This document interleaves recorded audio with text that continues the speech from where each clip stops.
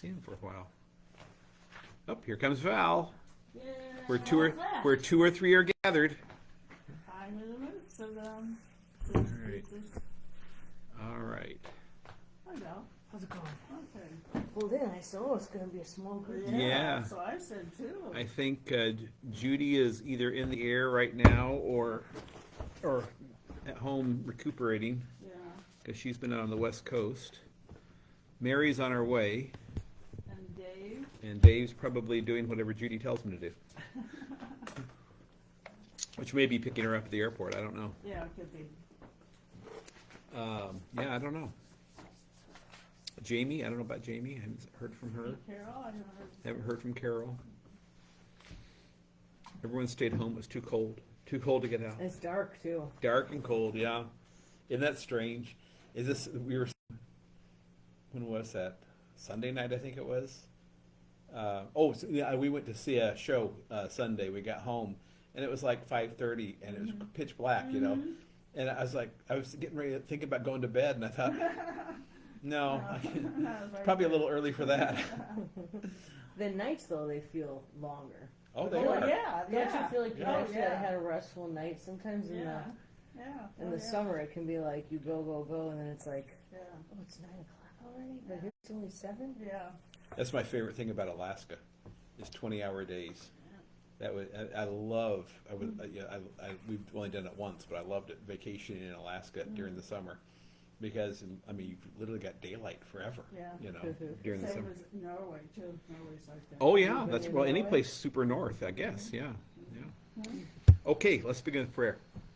Lord God, we give you thanks for gathering us together around your word, and we ask you, Lord, to open it to us that we might hear it and see it and apply it to our lives. This we ask in your holy name. Amen.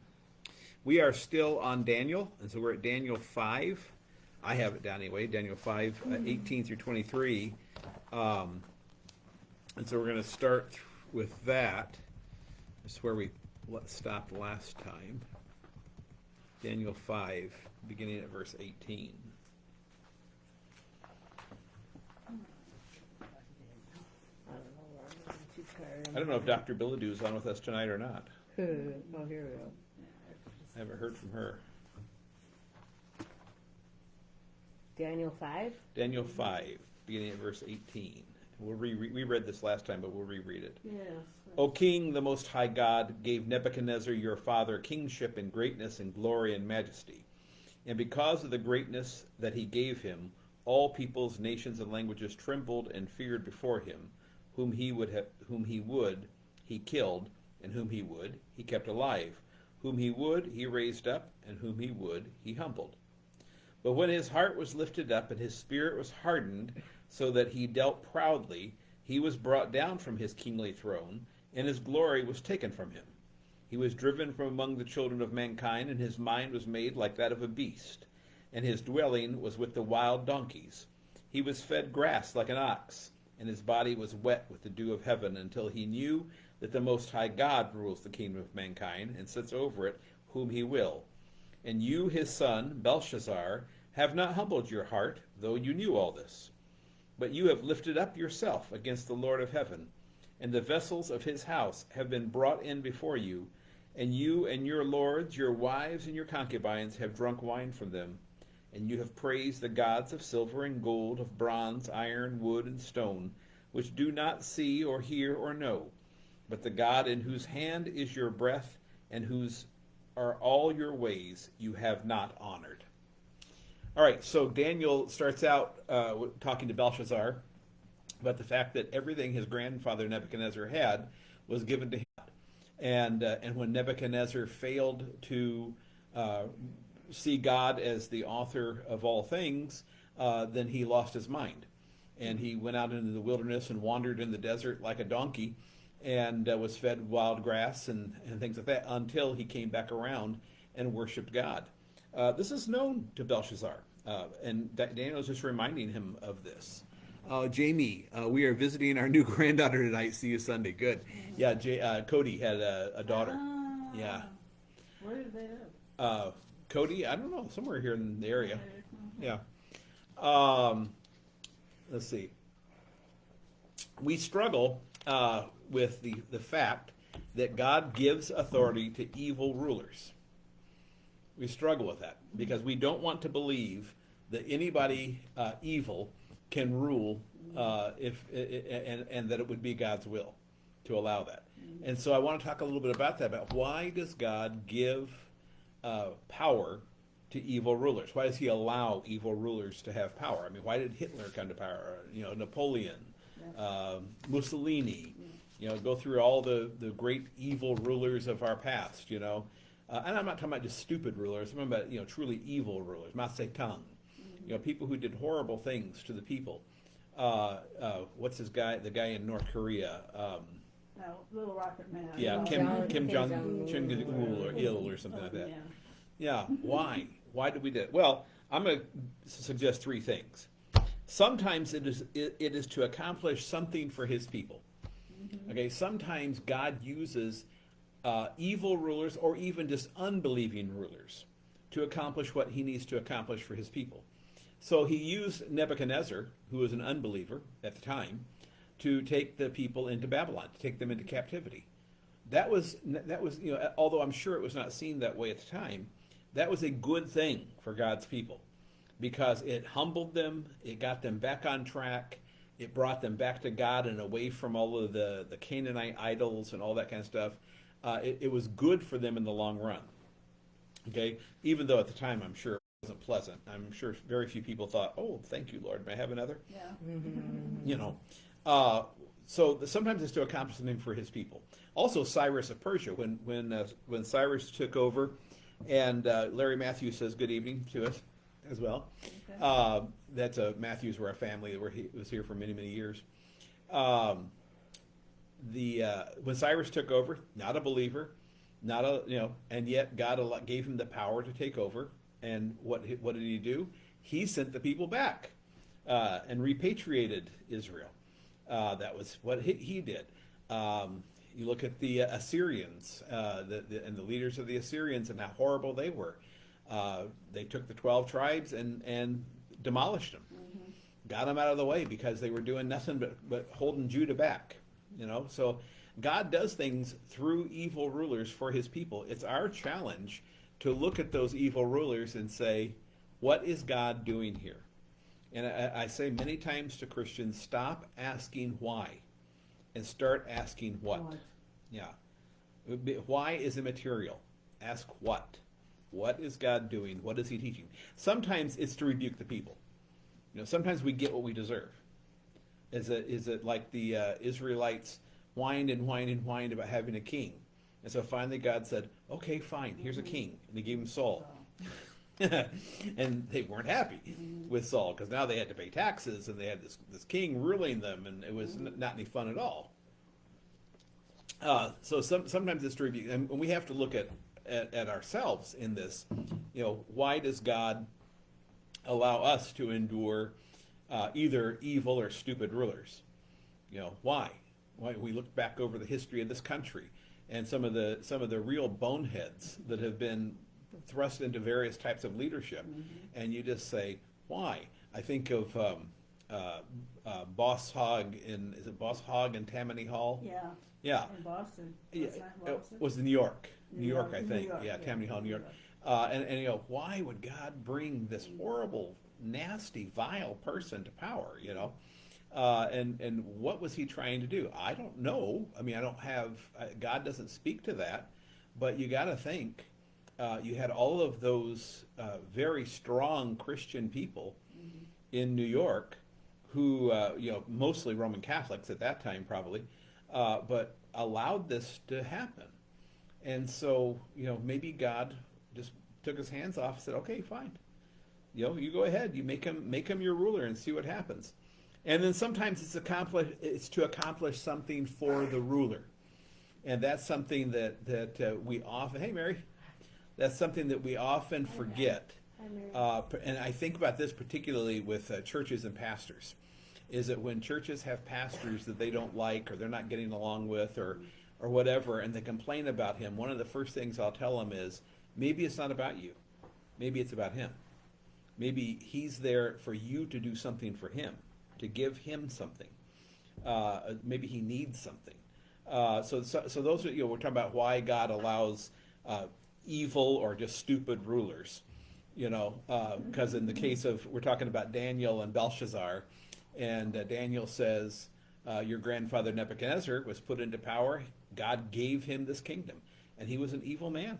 He did evil things, and yet God gave him the power.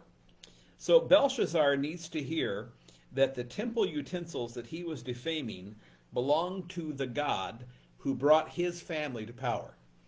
Okay, he needs to hear this from Daniel, that he's just not rebelling against his father, Nabonidus, can't remember his name now, Nabonidus, something like that, but Nebuchadnezzar's son.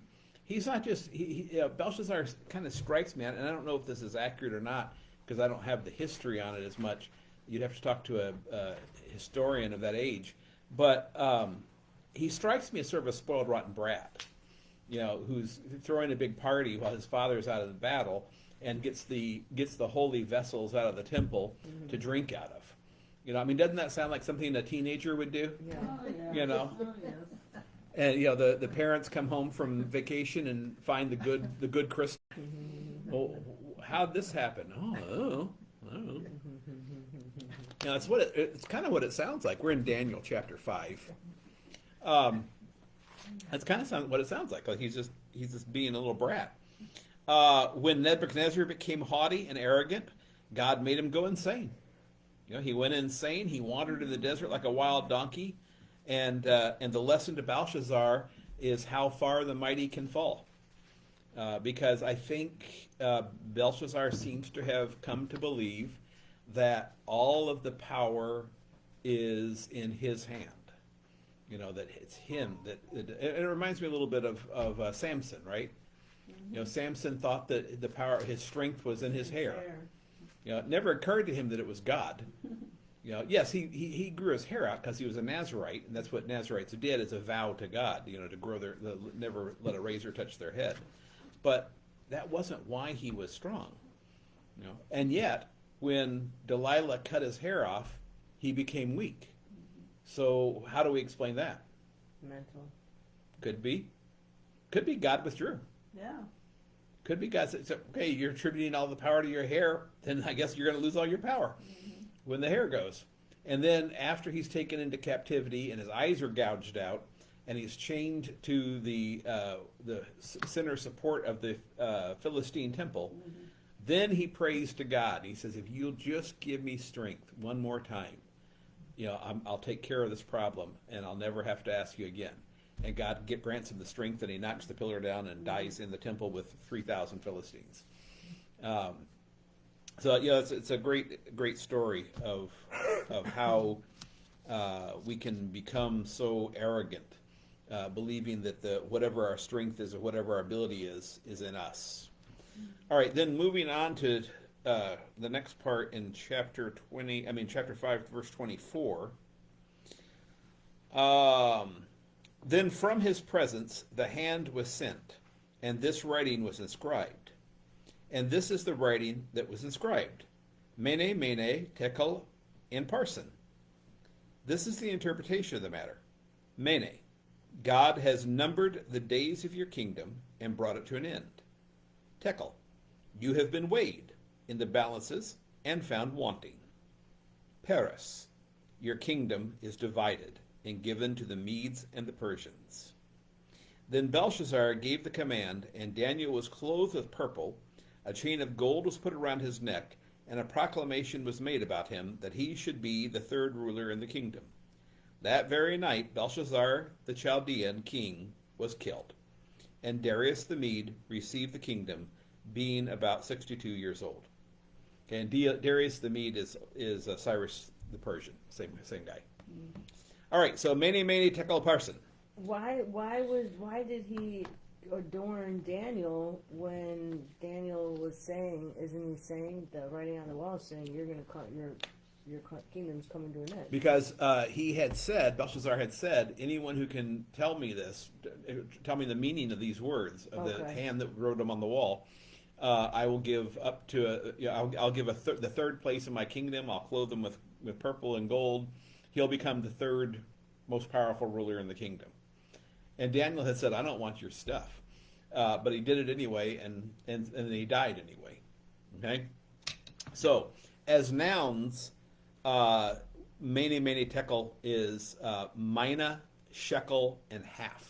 Mene tekel parson, mina, shekel, and half. Mina and shekel are both forms of coins, right? As verbs, mene is he counted, tekel is he weighed, and parson is he halved. Parson sounds like the same as for Persia. Okay? So Daniel says that God counted Belshazzar's kingdom and found it lacking and would give it to the Medes and the Persians. He'd split it between the Medes and the Persians. That's what the words meant. That very night, Babylon fell to Darius the Mede, who we think is the same as Cyrus, King Cyrus of Persia, just by another name. They often have multiple names. What do we learn from the plight of Belshazzar? Well, first of all, probably the easiest one is pride cometh before the fall. Never, ever take credit for what God has done or is doing in your life, because he can undo it anytime he likes. Okay, so never take credit for what God is doing or has done in your life. Do not worry and fret when people mock God. He does and he can take care of himself. Yeah. It's irritating when people mock God, but it's not for us to get all upset and fret and fight about it. We are individuals before the Lord's throne of mercy. We are neither punished nor rewarded for what our ancestors did or failed to do. So we don't get into heaven on the coattails of our grandmother. This is not the way it works. We're all individuals. Although there's lots of people who believe that. What's that? Darn. Yeah, right. If only, huh? Never get too comfortable in your position. We always need God. It is easy to get lazy when things are going well. And I think that we've seen that happen over and over in our own lives. If not in our personal lives, certainly in the world around us. One of the reasons that people are so ambivalent about God these days is because things are easy. Yes, we have some problems in the country. We have some poverty. We have some hunger. We have some homelessness. But overall, things are pretty easy for the vast majority of people. Comparatively, compared to the world. When's the last time any American, sat in the dirt with no shoes outside of their grass hut and cried because they had no food for their children, and their children were dying in front of them? Does that happen in America? Maybe somewhere, maybe occasionally, but not on a regular basis. We're a very, very wealthy country, and sometimes that we become very comfortable. And we forget how badly we need God. It's just the way it happens. All right. Any questions so far?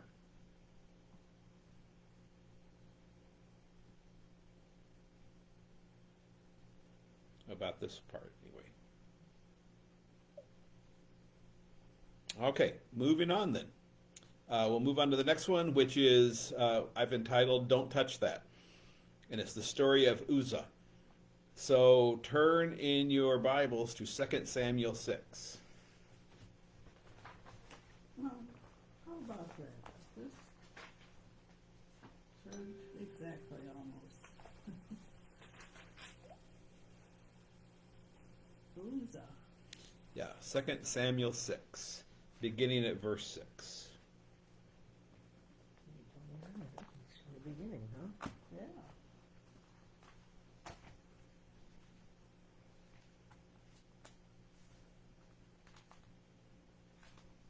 Well, I know it's not before Joshua.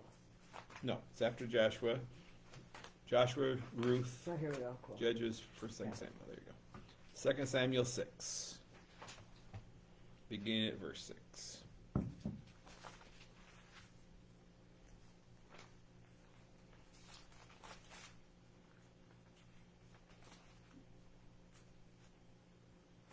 Okay. And when they came to the threshing floor of Nacon, Uzzah put out his hand to the ark of God and took hold of it, for the oxen stumbled. And the anger of the Lord was kindled against Uzzah. And God struck him down there because of his error. And he died there beside the ark of God. And David was angry because the Lord had broken out against Uzzah. And that place is called Perez Uzzah to this day. And David was afraid of the Lord that day, and he said, "How can the ark of the Lord come to me?" So David was not willing to take the ark of the Lord into the city of David, but David took it aside to the house of Obed-Edom the Gittite. And the ark of the Lord remained in the house of Obed-Edom the Gittite 3 months. And the Lord blessed Obed-Edom and all his household. Now look at 1 Chronicles 13. Remember, Chronicles and Samuel and Kings all play together. And there are many stories that are repeated in all of them. So 1 Chronicles 13, beginning at verse 9.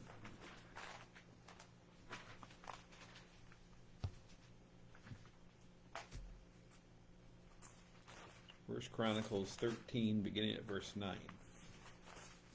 You weren't supposed to touch the ark, correct? In Right. these days. And when they came to the threshing floor of Chidon, Uzzah put out his hand to take hold of the ark, for the oxen stumbled. And the anger of the Lord was kindled against Uzzah, and he struck him down because he put out his hand to the ark, and he died there before God. And David was angry because the Lord had broken out against Uzzah, and the place is called Perez Uzzah to this day. And David was afraid of God that day, and said, "How can I bring the ark of God to me?" So David did not take the ark home into the city of David, but took it aside to the house of Obed-Edom the Gittite. And the ark of God remained with the household of Obed-Edom in his house for 3 months. And the Lord blessed the household of Obed-Edom and all that he had. So there you can see, this is a good example of how you can see that the author of Chronicles and the author of Samuel both told the same story. They thought it was important, and they didn't necessarily know what everybody else was writing. I mean, there wasn't like a conglomerate where they had a meeting and said, "Okay, you cover this story and you cover this story." These were just different historians who wrote Kings, Samuel, Kings, and Chronicles were all different historians, and sometimes they repeated the same story. So you'll see that often sometimes between Samuel and Chronicles, but particularly between Kings and Chronicles. You'll see a lot of repetition, but every now and then you get a little piece from one or the other, because you get them from a different perspective. Mm-hmm. And so you get a little piece of information that you didn't get from the other. Essentially what we have here is David is bringing the Ark of the Covenant. He's decided, remember what the Ark of the Covenant is. That's the mercy seat of God, right? Mm-hmm. That's in the tabernacle. So they set up the tabernacle wherever they travel in the wilderness during their 40 years in the wilderness.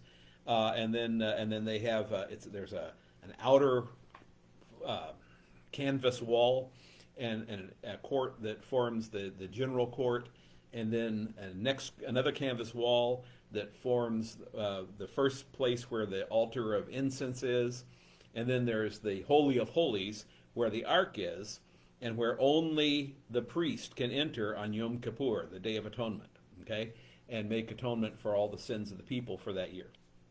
So that's how that's the tabernacle. That's a tent that's set up. And David keeps saying, this is terrible that I live in this beautiful cedar palace and God lives in a tent. Okay? Understand that their belief, their firm belief, was that God lived there. Yeah. That was where, and God said he located himself there. That's what he did. So it's there were very strict rules on how to move, how to do everything, how to do the incense, how to build the incense altar. You can read through Leviticus and Numbers, and you can see very detailed instructions. This many, posts, and this many grommets, and this many eyelets, and and just very specific. What colors of thread, and all that kind of stuff. So.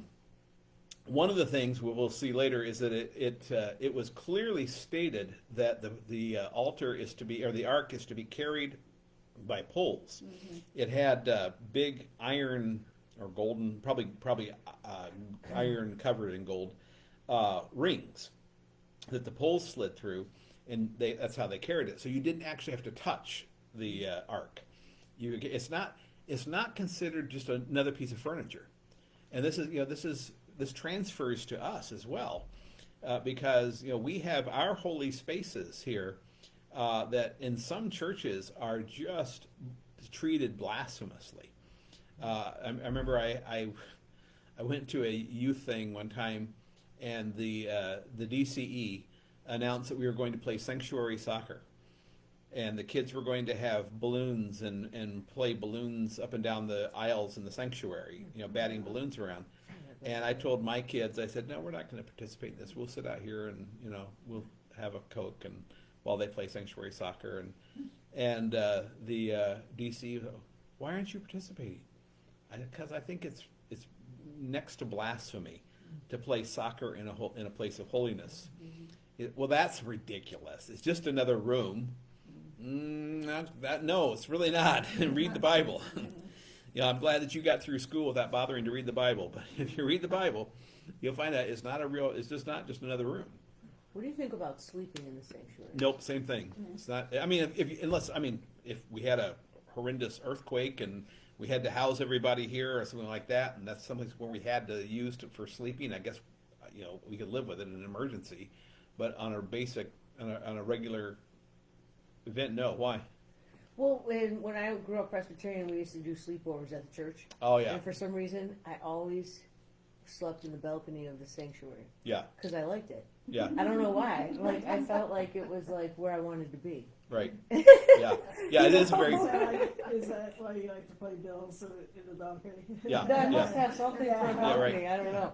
But Yeah. I think that I have night terrors and problems sleeping, and so I don't know. I feel like God could help with that. Yeah. If you're in the sanctuary, It is a very peaceful place. that's what I'm saying. I think it would for someone who has problems sleeping. Yep. It is extremely peaceful. Yep. Sanctuaries, no doubt. What would have happened had he not touched the ark and the ark would have fallen? Yeah, we'll get there. Okay. That's the question there. The Lord's dwelling place and throne. This is from the study Bible. If you have a study Bible, it's in there, but if you don't, I'm just going to read it aloud. The Lord's dwelling place and throne. The mysterious character of the tabernacle and the Ark of the Covenant is, in part, due to frequent references to their movement and uses in Israel's history. They appear in holy processions, on battlefields, in quiet villages, and on the controversial high places that Canaanites and unfaithful Israelites used for worshiping false gods. The changing setting for these sacred vessels was due to their service as physical markers of God's presence with Israel and his approval. For example, passages describe the ark of God's throne from which he reigned over his kingdom of priests. The tabernacle is described as God's dwelling, before which Israelites were to offer all their sacrifices and around which they gathered for 3 annual sacred feasts. Rather than emphasizing his universal rule by the tabernacle and ark, the Lord commissioned these vessels to teach Israel unity, that he was distinguishing them from other people. He had separated them from the beliefs and forms of worship practiced by nations to see that there was one God worshipped at one altar. Failure to respect these markers of God's presence brought physical and spiritual dangers. For example, misuse of the ark brought illness, 1 Samuel 5, and even death, 2 Samuel 6, what we just read. Only the priests and Levites were to enter and attend to the tabernacle. Respect for the Ark of the Covenant brought blessings, 2 Samuel 6:12. The respect of God demanded for these sacred vessels stands in marked contrast to the loss of all sense of holiness that plagues modern culture. Today, sacred art, buildings, and books are often treated no differently from daily objects. As you read about the tabernacle and the ark, consider the markers of God's presence in your church, in your home, and perhaps even in your community. Consider respectfully these witnesses of God's law and gospel that speak to your daily needs for devotion to the one true God. Real quick, what does the ark look like again? A box. Basically, it's a box covered with gold and jewels, and inside are the Ten Commandments. Yeah. Yeah, it's the Ark of the Covenant. It's what Indiana Jones was. That's what I was thinking. Yeah, That was exactly what was going through yeah, my mind. that's what he was trying to find. Was the Ark of the Covenant? We've never found it. I don't think the Nazis had it, per Indiana Jones. But Okay. So the Ten Commandments were in there on a plaque. mm-hmm. How big was this? It had to be pretty big. I can't remember the exact size, but it tells you in the Bible. Yeah. It was large, though. It was large. It was big enough to where like 4 or 5, 6 men had to carry it. Oh. You know, it was on poles. Yeah. And the Ten Commandments have never been found on the plaque? When did approximately did they lose that? Probably Was in that the during the exile? yeah, probably during the exile. In Babylon? Yeah, to Babylon, right? Because they took everything. They sacked the temple and they destroyed it. And so either it was destroyed inside the temple somewhere, or it was taken to Babylon and parsed out and lost, or or who knows? Maybe it'll be found one day. Maybe someday some archaeologist will discover it. But I don't know. So the original, so how many years, okay, so you got the tabernacle floating around in the desert with this ark. Mm-hmm. And then you got, you get temples now built, and so that same ark is now in the temple. Right. So how long was it being, traveled around the desert? You're talking a Well, long time. 40 years just in the wilderness, just Okay. before they got to the promised land. And then the time between the temple and the arrival to the promised land has got to be, what, 400 or 500 years? Yeah, so they kept it Yeah. safe for all that Mhm. time. Mhm. When was it originally built? This ark? During the exile, when God gave instructions in Leviticus. Oh, he gave instructions. So it was during the time in the wilderness. Okay. That has Yeah. to be after Moses received the Ten Commandments. Right. So after the Ten Commandments and before they got to the Promised Land, sometime they were carried the Ark of the Covenant. I can give you. There's a more detailed answer if you look in the Scriptures. You can probably Google that and say when was the Ark of the Covenant built, and it'll probably give you a date. But an approximate date, obviously. So back to this story here. The first question is God mean? Uzzah was only trying to prevent the ark from toppling over. And God destroys him. If you ask the question, is God mean?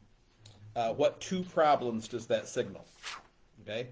Problem number one, God cannot take care of his own ark and needs help from human beings. See? Okay. Now think about our day-to-day world today and all the places where God needs help because he can't take care of his own world. How does that plague us?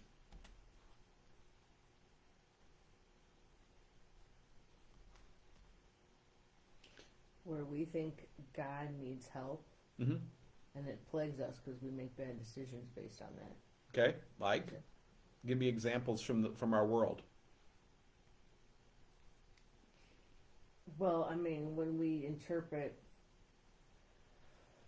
you got the whole gay thing. Mhm. To be honest with you, in Genesis, it's pretty clear that he's not for gays. Sorry, there's no interpretation necessary. I don't understand both sides. Right. But we think God needs help, and we think his what he did is not really what he meant. Mhm. So he needs our help to tell him what he means. Right, because he clearly didn't understand Yeah. what he was saying. Yeah. Yeah. What about one of my favorite whipping boys is global warming. Oh, Yeah. We got to fix the world. Yeah. It's going to overheat, and we're all going to die. Right. Did you think maybe God never could account for that? He didn't understand how atmospheres change, and how you think that's. Do you think that he? I never thought they'd create a car. It never occurred to me. Or my favorite one is cow farts. You've heard that, right? Yeah. Yeah. That's one of the big arguments Yes, now yes, with climate the change. with climate change is that because we raise so many cows, Yeah. to satisfy our heathen desire for beef, that all the cow farts are causing climate change. There's this guy, his name is George Carlin, and Yeah. he is hilarious. Yeah. And he has this skit about plastic bags. That it's kind of back, I think, when Gore, this is back when it all got big. It all got Yeah. big. And he's like, the earth cares about a couple plastic bags. Yeah. And he's like, if this up and spit us out like that. And then he starts naming like tsunamis, like all these things where the earth just wrecks us.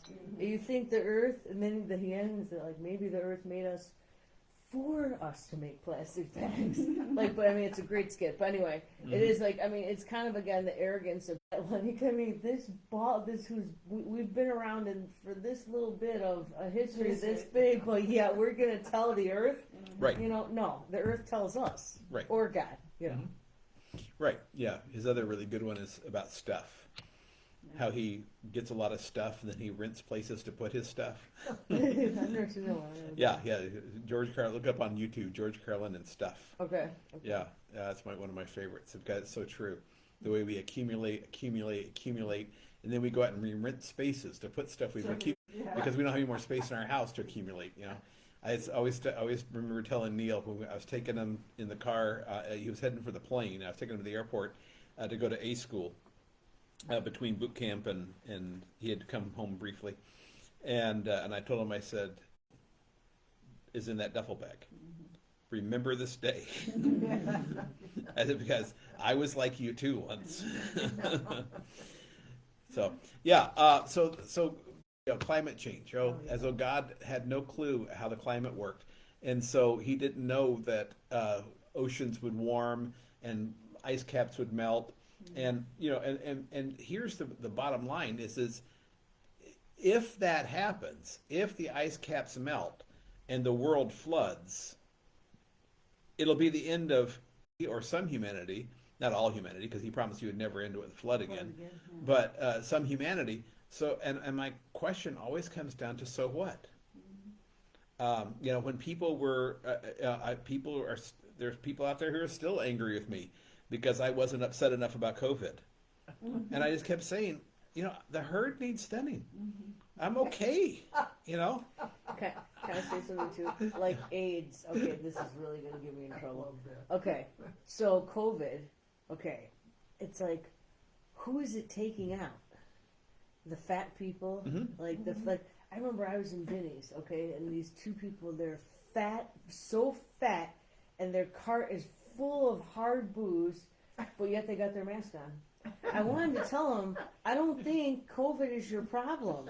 But I guess do yourself a favor, and all of us, just take the mask off and take a few deep breaths. Yeah. But it's like, and then AIDS, I mean, who is it killing? Like, sorry, but the men who are butt fucking each other like rabbits out there in the alley, and and the people who are shooting up. I mean, like, in a weird. I know this is gonna. I can only say this here, but you're speaking to the world. Okay. But I mean, it's there is the thinning of the herd. But I mean, is it killing the cream of the crop? Yeah. I mean, it's there are consequences for your actions. That's the bottom line. And when you are free to make all kinds of choices. My father smoked 4 packs of cigarettes a day. And he died of emphysema. It's a hideous way to die. It is a hideous way. I told Danya a long time ago. I said she said something about not smoking because I smoked. And I not smoking when we first got married. She says, I don't want you to die when you're young, because her father died at 52. And I said, I want to quit smoking. I don't really care how long I live, but I don't want to live the way my father did. I don't want to spend the last 10 years of my life completely with no ability to do anything without being out of breath. What a horrible life that was. Yeah. So that's my motivation. Darren wanted to check in on your diatribe. Yeah, she really did. Yep. Did she really say that? Yep, she really did. But the reality is that if you choose, Oh, here they come now. Oh, Okay. No, she says, can confirm, seen some bad lungs of people getting anesthesia. Yeah. We don't, you don't want to live that way. It's not just that too, though. It's like being a smoker. It's such a chain on you. I mean, it's. I'm going downtown. You know, I'm gonna be gone all day. Am I gonna have time for? Am I gonna get out for a cigarette? Oh, I better bring my vape. Oh, Yeah. well, but I don't want people to smell cigarettes on me. Da da da. I'm going on vacation. I gotta have the Nicaragua. And then like you're worried about it. And then you do we have a second? Do I have a second? Can I run out and have a cigarette? It's just a sucky thing to have in your life. Well, that's true. It's really true with any addiction. Yeah. Anytime you have something that controls your life, some object or thing that controls your life, it's really and it doesn't really matter what that is. It's really a battle that everybody should fight. And like you talk about the morbidly obese people in Benny's, no one wants to live like that. Yeah. No one wants to live that obese. It's a horrible type of life. And I know I'm throwing rocks in glass houses, but I got to a point where I said, okay, this has got to stop. I can't keep going up and up and up and up. And so I did something about it, at least to get it part way down. But that morbid obesity it just wrecks your life. And then finally, all that matters is your next margarita and your next Mexican dinner and that's all you can enjoy. I don't know if you watch 600 Pound Life or not, but it makes fat. If you're a fat person, none of you are fat people, but it makes fat people feel so much better about ourselves. Why did I say, well, at least I'm not that bad. Well, like Brian, the guy I live with, I always tell him, if you put as much thought into something as you put into your next cigarette, Yeah. you could accomplish anything. Yeah. That's what I tell him. I mean, he's constantly, his mind is, when's the next cigarette? When's the really- next cigarette? When's yeah. the next cigarette? I mean, it is wow. I can remember that. I can remember, deciding whether or not to go to people's houses based on whether I could smoke or not. Or if I could, if there was someplace I could smoke, or if there. I can remember my favorite one is standing out on the balcony in East Moline, Illinois, with 3 feet of snow on the ground, and I couldn't afford good gloves, so I went to whatever the Ace Hardware, wasn't called Ace Hardware, but it was something like that, and bought these heavy duty work gloves that were at least warm, And so I'm trying to smoke a cigarette, and you know how the fingers are this big around, and so I could smoke like 2 puffs before I was burning leather, And I'm thinking to myself, when you're this addicted to something that you'll stand out in negative temperatures, in snow, wearing these gloves that you can barely, there's a problem. Yeah. That's a problem when you're that addicted to something. When did you start? When did you stop? I started Have you when I was stopped? 14, and I smoke occasionally from time to time. You'll see me smoke a cigarette, but very rarely. A cigar once in a while. I smoked when I was 14. I started, and I stopped. I think when Neil was born, because I just didn't want any smoke in the house. Oh, I couldn't smoke in the house anyway because of Danya, because of her lungs. But I just didn't want my kids growing up seeing me smoking. I just didn't want that. It was such for me with both my parents, and there was always a blue haze and in the car and in the house, and I just didn't want that. I also didn't want to raise my kids with the I'll do what I want, but you have to do this. So I didn't like that do as I say, not as I do kind of parenting, and so I started working on quitting before Neil was born, and then after he was born, I think pretty much I just quit. It's not an addiction for me. I can smoke a cigar, and like I was over at Darren's party. I had a cigar over there. That's fine. It's not like the next day I woke up and, I got to get another cigar. Yeah. It's once you break the addiction, it's for me it was much easier. I have not had that same success with brownies, because it seems like the longer I stay away from brownies, the more I want them. Yeah. But with cigarettes, it wasn't a big deal. And alcohol, I've been very fortunate. It's never affected me. I've never cared. Did you ever have any bad habits, man? We all have bad habits, but not anything like or sexual. Yeah.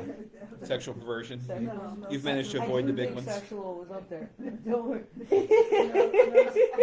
no sexual perversion. No sexual. Okay, so the first thing is that God can take care of His own ark and doesn't need the help from human beings. The second one is the second thing we can learn is we don't have to follow God's law if it's impractical, inconvenient, or think we know better. Okay, that's the other thing that we learned from Uzzah. What happens if you look at God's law and you say, that's just not very practical. That's inconvenient. We know better than that. And that describes 90% of mainline Christendom today, is that they look at God's law and they say, that was then, this is now. We don't live in the ancient days. We understand that people are born this way. We understand that our women don't need to be helpmates. They can be heads of their household. We understand that women can be pastors. All this kind of stuff that the Bible clearly says, but mainline Christendom has said we don't need to worry about it. That's not, we'll adjust it. Where one of the reasons that I'm Lutheran Church Missouri Synod is because Lutheran Church Missouri Synod says those are really hard sayings from God, but yet He says them. Okay? So you think that maybe Uzzah's family, after he died, was real happy about that? It was a hard thing. Mm-hmm. David was upset. Now we're not clear exactly who David was upset with, but we think that he was probably upset with Uzzah because Uzzah knew better. But nowhere did Uzzah's family say, we just need to change that rule, and people should be able to touch the ark if they want to. Can I ask you a question though? Mm-hmm. What if, in my household, there's no question I'm the head. I mean, and honestly, it's making me feel really depressed lately. I got to do everything. So do I. Yeah, right. Yeah, but I have a man there. And I just. How do you know Marilyn doesn't?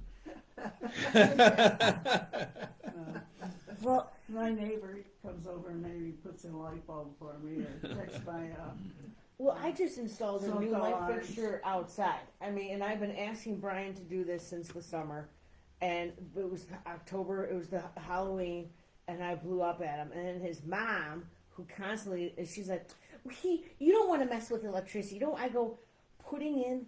She constantly making excuses for him, and her other son, and they're both, they don't take care of. They can't anyway. So I end up, and he helps me. He holds the ladder or whatever. But then, we had a leak and then got stuck, and I had to have the other neighbor with the truck come, and they had to, carry him down like a child. This was Sunday, and I'm like, oh, my God. It's all being fixed, but it's not. So, and I'm paying for it, and I clean, and So don't confuse headship with exercising gifts. Okay? Okay, so tell me, because in my opinion, a there's no lot of- other way to see it. A lot of people think that an office, for instance, let me use the pastoral office as an example. People think that if you do the functions of the, okay, and so they'll say, I know women that can preach just as good as you. Yep, I do too. I know women that are just as smart as you. Absolutely, some of them are a lot smarter. If they can do everything, why can't they be pastors? Because that's not the way God gave it. God said, "You're only men are pastors." Why? He's not real clear. Maybe it's because we represent Christ, and Christ was a man. That there's no doubt about that Christ was male. Maybe it's because Adam was born first and was the head, and Eve was born second and was made the helpmate. And he thinks that God says that pastors are to be the heads of the family, the church. Well, but Christ also only sent out male apostles at the end. I mean, that to me is the key right there. He literally only sent out men. He was a cultural demon. He destroyed culture on so many levels, and yet on that one, he only sent out men. That's the biggest argument for right.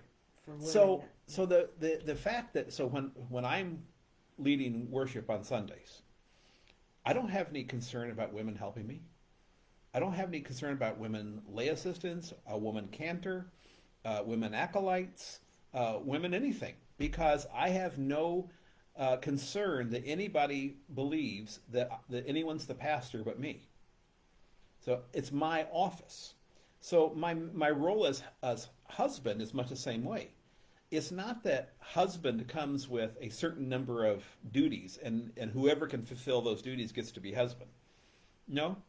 Husband is the head of the household, is a gift from God. Helpmate is a gift from God. Those are your offices. That he is the head, you are the helpmate. He might be a fantastic head or a lousy head. You might be a fantastic helpmate or a lousy helpmate. Literally the best you probably could get. It does. I'm serious. It doesn't I wish matter. I could be with me. I'm serious. I wish I could be with me. Yeah, it doesn't. The question of if you're good or bad at it has no bearing. Sort of like children who say, "Well, I don't respect my father because he's lousy at this, or he's mean, or he's." It doesn't matter. He might be really bad at being a father. He's still your father, and your mother. Honor your father and mother because they have been put in that office. Why do we? You might love President Biden. You might hate President Biden. We still respect him because he holds the office, because God has put him there. We don't always understand what God's doing. We don't always understand why God does what he does, but what he does, we follow. So in a marriage, the husband is the head. A good helpmate encourages that, okay, and lifts that. It's like Aaron raising the prophet's arms. Moses got so tired he couldn't hold his arms up anymore. Aaron comes up behind him and holds his arms up for him. That's a wonderful picture of helpmate. Is the wife who holds the husband's arms up. It's not easy, and Paul talks about it in Ephesians 5. He says that husbands, wives, obey your husbands, or submit to your husbands is the better translation, as Christ submitted himself to the cross, and no one submit yourself. Okay, you have to make that choice to submit. And husbands, love your wives as Christ loved the church. Who has the bigger task there? The husband's obviously. Yeah, no doubt the husband has the bigger task. And is any husband perfect at that? Nope. Because there's no perfection on this earth. There's no perfect husband, there's no perfect wife. And then Paul says it's a mystery. How this works. It's just a mystery. And that's how God put it together. Okay, so let me see. So when Brian got home from work today, of course, he asked, like, how'd it go? What? I go, why do you care? You're not going to pay for it. You're not going to help me clean up anything. You're not dealing with the workmen all day. So really, you don't even need to ask. That's what I told him. So that wasn't very good. No, that was not. Okay. That was not the optimal helpmate response. So what should I have said? Like, can you help me clean this, or it's going to cost this? Do you want to contribute? But I just hate that. I hate that. I mean, I just like, F you. I'll just do it myself. It becomes such a chore just to get people to contribute or to do it right or whatever. That it's just like, it's so much easier just to do it myself, and then I don't have the aggravation. Well, clearly I do, because listen. Right. Yeah. So Danya. I think it was Sarah. It wasn't Danya. It was Sarah said, I think ladies really have a problem with submission these days. Not sure why, but it seems to be a big sticking point. Yeah, because the women. Yeah. Oh, I was going to say, because they've made such a big deal out of women having rights. Yep. And everything. No, but I would have no problem submitting. My boss, Sergio, if you're doing it all, if you're taking care of me, I got no problem bowing down. But if I'm the one who's doing the taking care of and taking care of everything, then why am I going to submit to you? You see what I'm saying?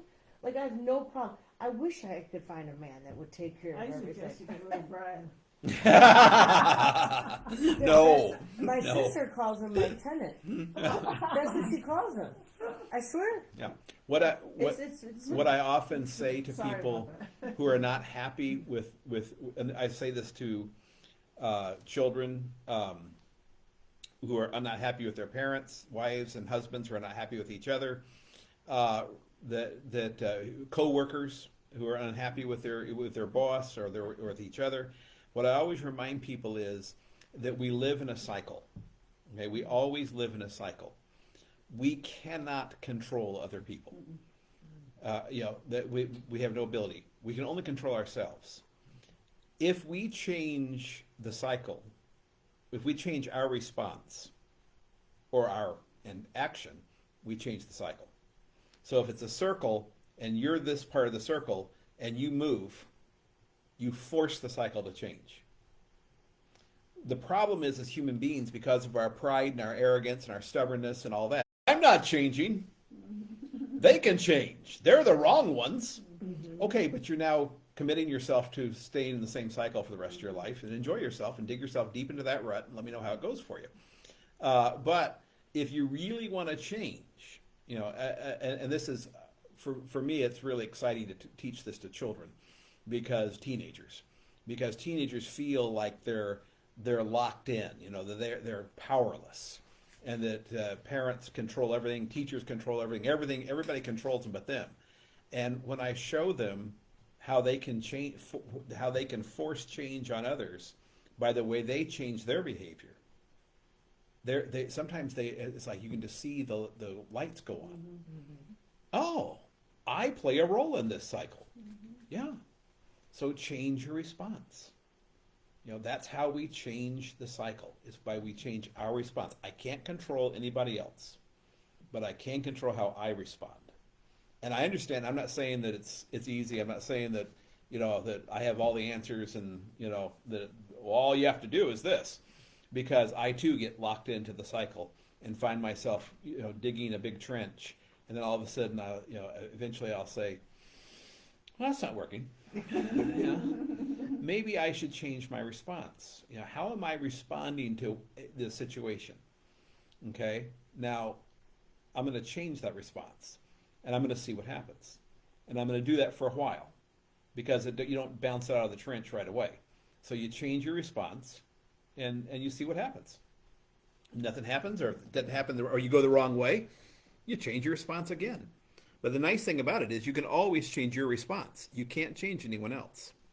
All right, well, we certainly didn't get anywhere near as far as I thought we were going to get. Let's see, today's the 12th. I thought it was a quarter show. Is the 18th, is that next week? Today is the 19th. Today's no, today, 19th. today's the 19th? 12th, yeah. 19th, okay. Yeah, today is the 12th. Yeah, 11th was yesterday, Veterans Day. Yes, Lauren and Neil did their Veterans Tour and free stuff. Oh, cool. Where are you guys going? Oh, we're going to get free Chick-fil-A, free Bar Louie, free Starbucks. Really? Well, Good for them. I guess it makes, that's great, because you make the sacrifice to serve your country, you ought to get something. Yeah. Free Chick-fil-A is good enough. All right, let's close the blessing. The Lord bless us and keep us. The Lord make his face shine upon us and be gracious unto us. The Lord lift up his countenance upon us and give us peace. Amen. All right, next week we will finish Daniel, this part, and we'll move on to You mean Uzzah. Uzzah. We'll finish Uzzah and move on to Mephibosheth. Oh, yeah. Mephibosheth. Never heard of Yeah, that'll be a quick one. But it's just a fun little story. Okay.